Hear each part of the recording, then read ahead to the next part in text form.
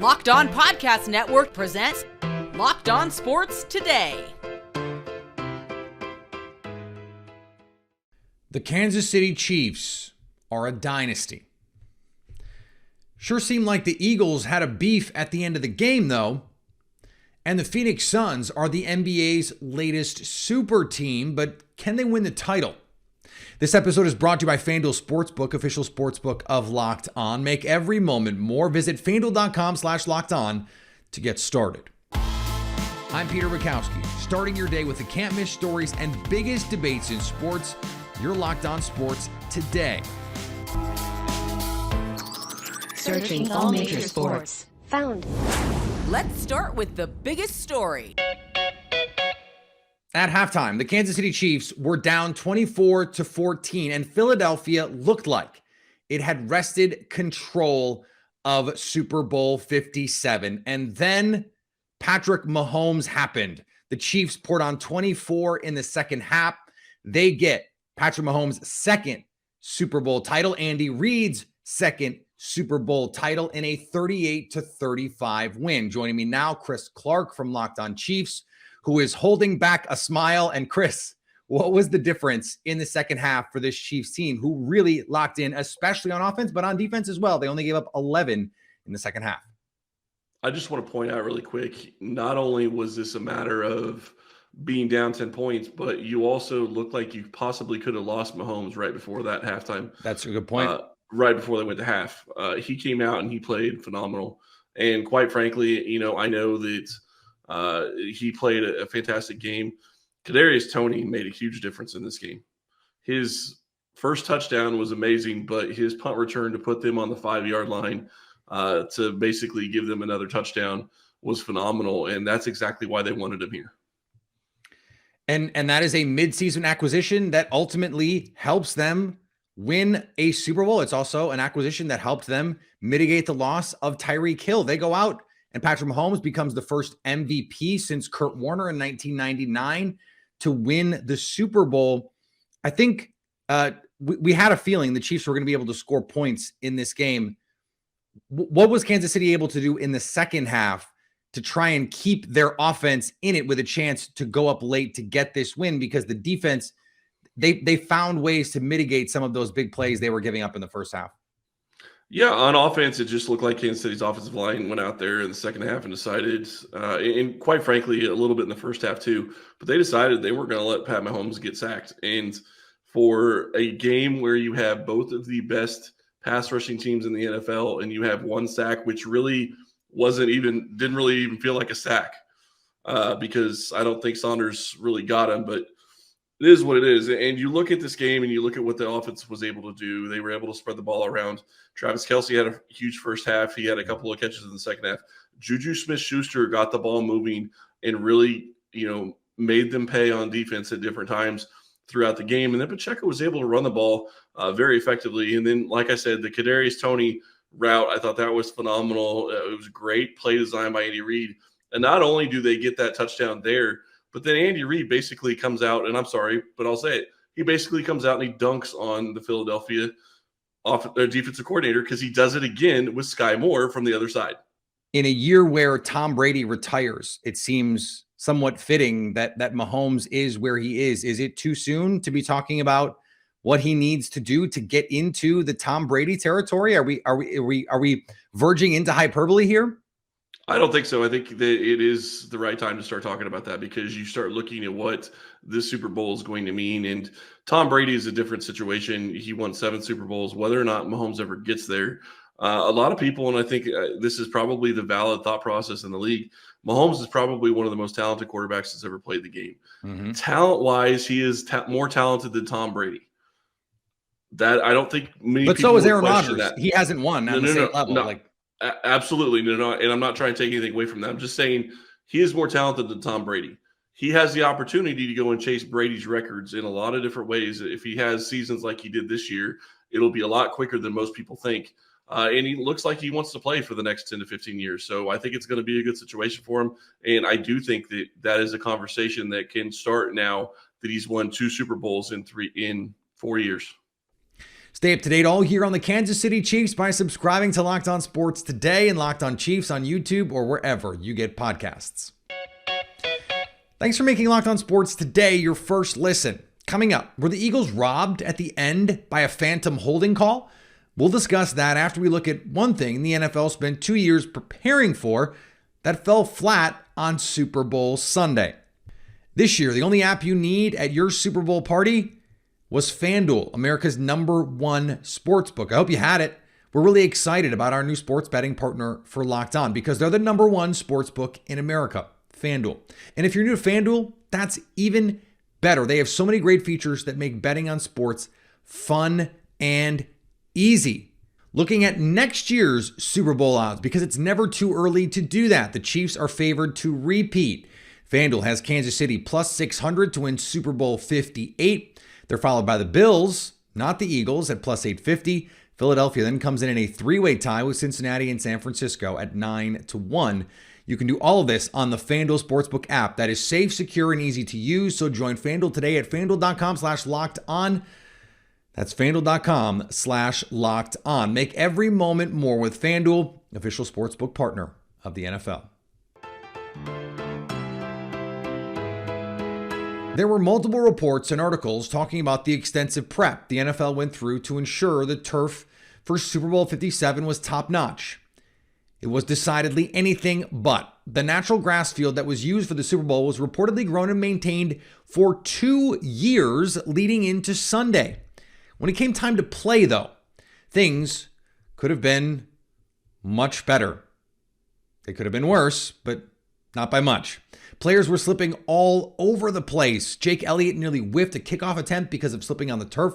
When Eagles offensive tackle Jordan Mailata was asked about it, he said, "It was like playing on a water park."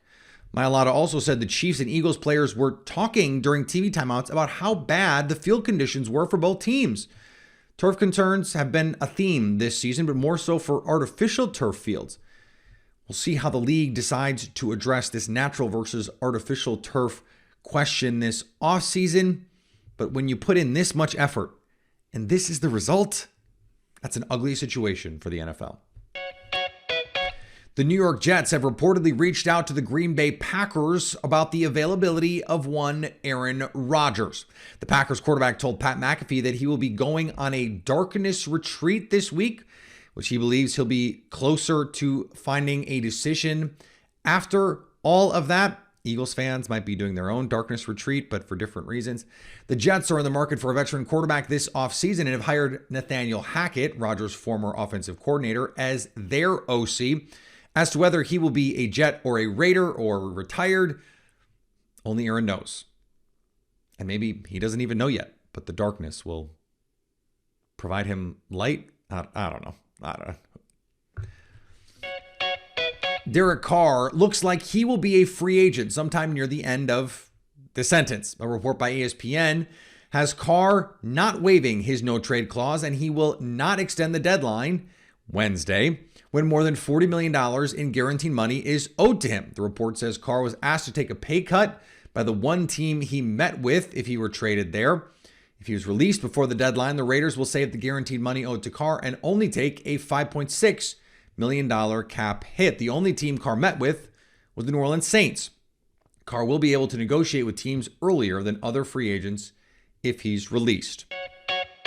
In college basketball, both men's and women's #1 teams were in action on Sunday. The South Carolina women kept rolling right along as they breezed past #3 LSU.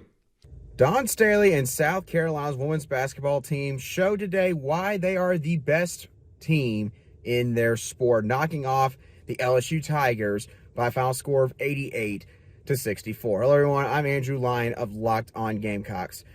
There's a lot of reasons that South Carolina won this game like they did today, starting off with the defensive end.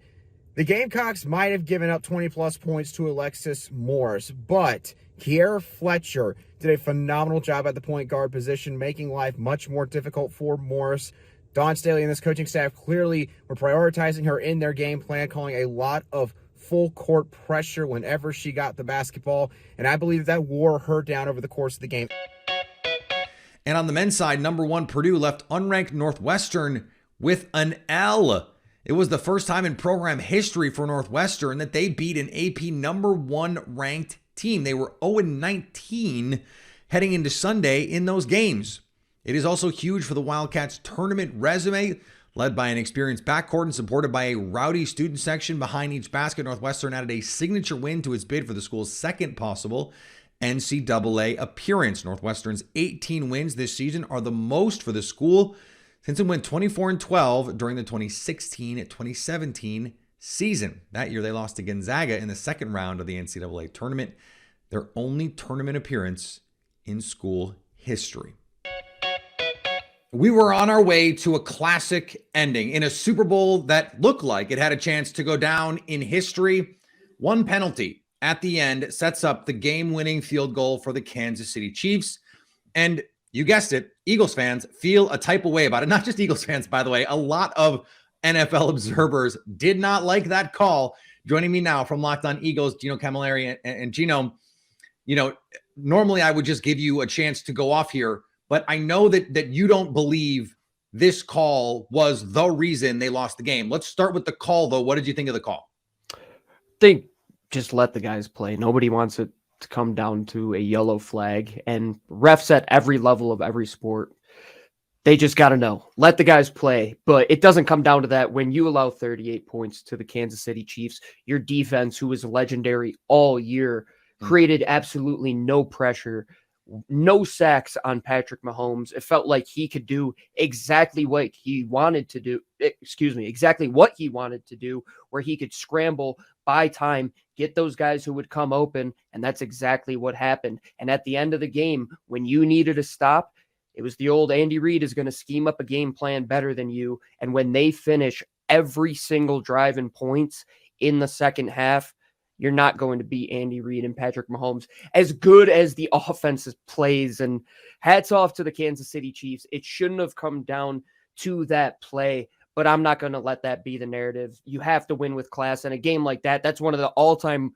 great Super Bowls. I mean, I think of Jalen Hurts in the national championship he lost, all-time great game. This is right there with it in a game that he should feel proud of, the way that he drove that team back multiple times after that fumble that you're just thinking, oh man, this game could really snowball. They go down, have the longest drive in Super Bowl history, cash in points there for them. When they need to tie the game and get a 2-point conversion, he takes the team down, puts the team on his back. Hats off to the offense. And ultimately, it came down to the third phase of the game, Pete. I've been harping on this on Locked On Eagles all year long. Special teams.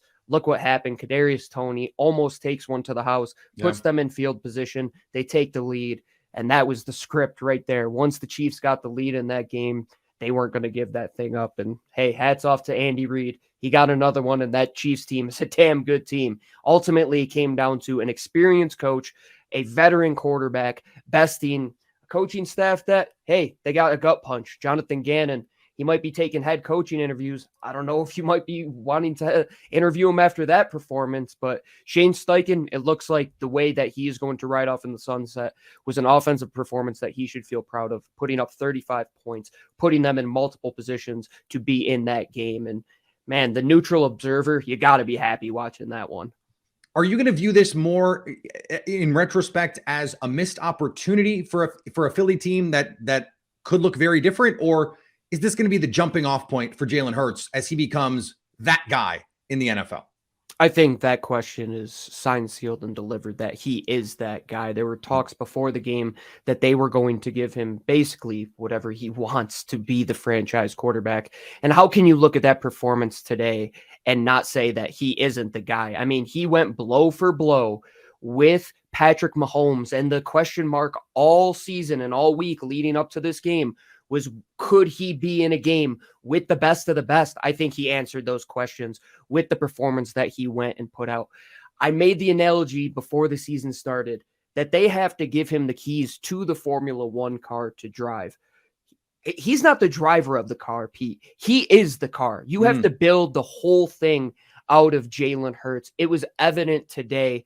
Stay up to date all year on the Philadelphia Eagles by subscribing to Locked On Sports today and Locked On Eagles on YouTube or wherever you get podcasts. Coming up, the Phoenix Suns became a super team over the trade deadline, but can they win the title? Looking for a delicious treat, but don't want all the fat and calories, then you got to try Built Bar. We just got through the holidays, and I've been trying to eat healthier, and I've mostly been doing it. But you know what's really helped me? Built Bar, because I can eat something seriously delicious that still has all the taste I'm looking for, covered in 100% real chocolate. They come in flavors like churro, peanut butter brownie, coconut, brownie batter chunk puff. How about that? And they still only have 130 calories, 4 grams of sugar, 17 grams of protein. And now you don't have to wait around for your box. You can just go to Sam's Club or your local Walmart to get a box today.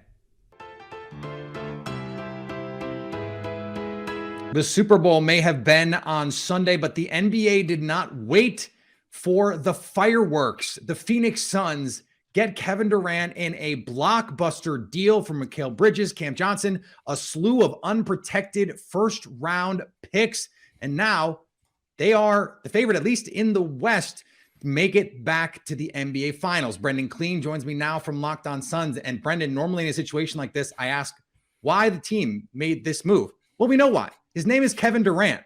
So how does this change their fortunes moving forward? Does it, in your mind, make them the favorite?